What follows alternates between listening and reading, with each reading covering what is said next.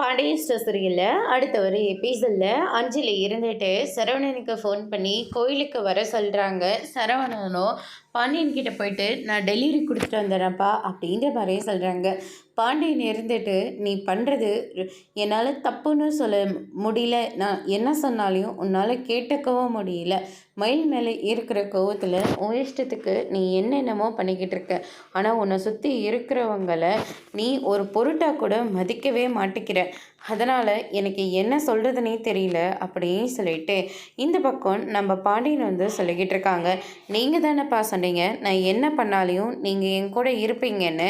அந்த நம்பிக்கையில் தான் நானும் எல்லாத்தையும் பண்ணிக்கிட்டு இருக்கிறேன்ப்பா. போதும்ப்பா, இது வரைக்கும் நான் என் வாழ்க்கையை உங்ககிட்ட ஒப்படைச்ச வரைக்கும் போதும். இனிமேலாச்சும் நான் எனக்கு பிடிச்ச மாதிரி நடந்துக்கிறேனே. ஏற்கனவே ஒரு தடவை உங்கள் எல்லார் பேச்சையும் கேட்டு நான் அதை தவற விட்டுட்டேன். ஆனால் இந்த வாட்டி அப்படி நடக்கக்கூடாதுன்னு நான் ஒவ்வொன்றா பார்த்து பார்த்து பண்ணிகிட்ருக்கேன்ப்பா.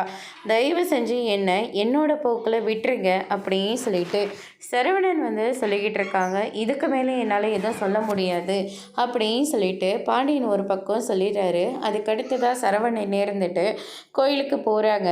அங்கே அஞ்சலி இருக்காங்க. ரொம்பவே பதட்டமாக இருக்காங்க. என்னாச்சு சரவணா, கோர்ட்டுக்கு போயிட்டு வந்ததுலேருந்து நீ ஒரு ஃபோன் கூட பண்ணவே இல்லை. நான் பண்ணாலையும் நீ எடுக்கவே இல்லை. ஒரு விஷயத்தை யோசிச்சு தலையை அப்படியே வெடிச்சு போகிற அளவுக்கு இருக்குது. என்னாச்சு சரவணா அப்படின்னு சொல்லிட்டு அஞ்சலி கேட்கவும் நடந்த எல்லா விஷயத்தையும் சொல்லிக்கிட்டு இருக்காங்க. அதோடு இன்னைக்கான பிரம்ம முடிச்சிருக்காங்க.